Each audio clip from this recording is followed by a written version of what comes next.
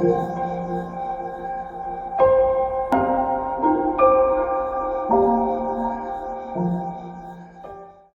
a number of things. Europe is a space, it's a location in the world, of course. Europe is a set of political frameworks in terms of the EU, but also in terms of the different state structures that have historically made up Europe. But also importantly, Europe is an idea. It's a set of beliefs, it's a set of practices, it's a way in which people come to think about themselves and give themselves a sense of identity. European identity has been extremely important, certainly for since the medieval period, to numbers of different groups of people in various states. And so in a sense, asking what Europe is to ask how those people think about themselves and who they think they are. But of course it's also more than an idea, because Europe is also a set of practices. Ideas about Europe are often carried into realisation by the ways in which people have convictions about what Europe is.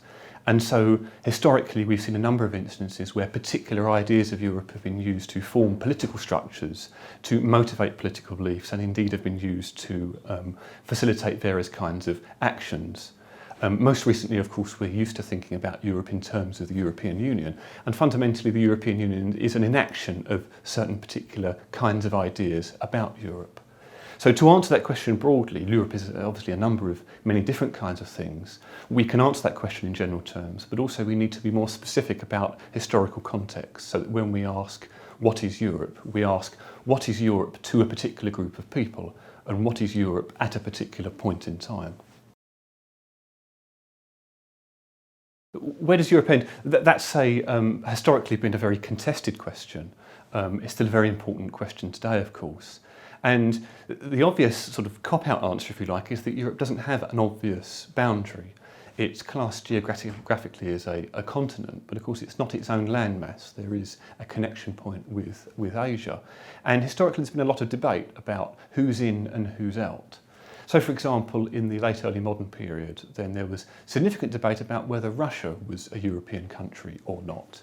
And over the course of the 18th century, there began to be ideas that Russia was indeed a European country, and therefore many intellectuals, many thinkers started to push that boundary more and more eastwards in order to accommodate Russia.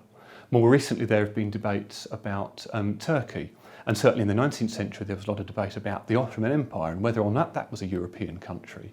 A number of people thought it wasn't, but of course Greece was contained within the Ottoman Empire during this period, and many people felt very strongly that Greece is a European country, and that set off a number of debates about the status of the Ottoman Empire that's carried on into modern Turkey.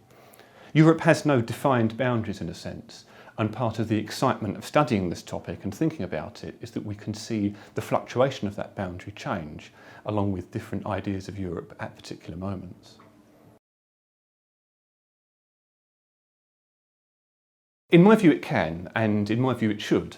I'm not a historian of 20th century Europe, but one of the things I've noticed about studying the history of the idea of Europe over several years is that very often ideas of Europe are conceived in terms of opposition to another.